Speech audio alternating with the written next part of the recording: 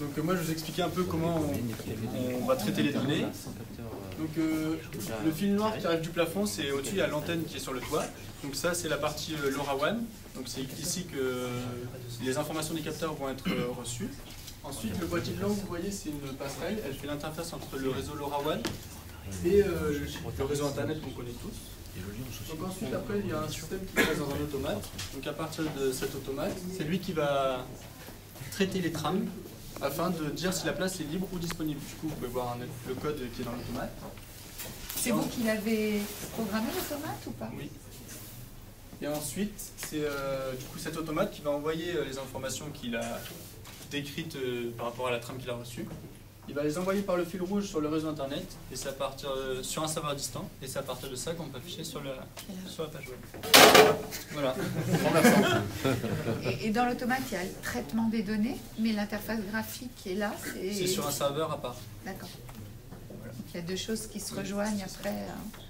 Et tout ça, c'est quoi? C'est un projet de plusieurs années? Comment vous l'avez développé? En fait, c'est un projet qui nous a été amené par deux profs, un prof vacataire, M. Rivière, et un prof titulaire de l'IT Saint-Laurent, qui sont venus nous présenter, M. Bordeaux qui est là-bas, qui sont venus nous présenter la technologie LoRaWAN en amphithéâtre, accompagné de certains élèves d'Amérique en l'occurrence. Et ils ont commencé à nous montrer la technologie et ils ont voulu monter en place un projet, le projet Parformove, en association avec les mairies de Saint-Laurent. Et c'est de là qu'est née l'association PIA. Ça fait moins d'1 an qu'on est actif. Et donc ça, vous l'avez fait en 1 an à peu près, ce qu'on vient de voir. En 1 an. Ah, okay. Sur leur temps libre. C'est ce que j'allais poser, c'est la question d'après. Donc c'est une association, le projet est que sur les temps libres ou vous aménagez sur les temps? Projet TPIT. Sur les temps libres du prof aussi. Ça me parle, ouais, je vois bien. Je sais.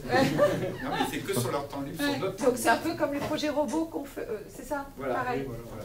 L'avantage de ces projets, c'est que ça nous permet de mettre en application déjà tout ce que l'on peut apprendre d'un point de vue universitaire, mais aussi de mettre en avant nos compétences personnelles, parce que pas tout le monde est à l'aise avec le développement web, avec la conception 3D. Et c'est comme ça qu'on arrive à avancer, c'est parce que chacun a des compétences et arrive à les mettre en avant en plus de ses compétences universitaires. Donc vous êtes dans les différents parcours de GE2I en automatique, en électricité, etc. Quoi. Ouais, tout à fait. Donc chacun prend une part et ça fait un projet global, quoi, Oui. avec, comme vous disiez, aussi du management, des liens avec les partenaires extérieurs, la communication, etc. Donc hyper complet. Ouais. Et alors, ça vous, vu ce que vous me dites, mais dites-le, c'est bien. C'est passionnant. Ça a l'air de fonctionner déjà. Ça fonctionne et c'est très Exactement. complémentaire et ça illustre bien. Oui. Bravo. Ils ont en été tout cas. primés aussi. Vous l'avez dit que vous avez été primés? Ah, oui.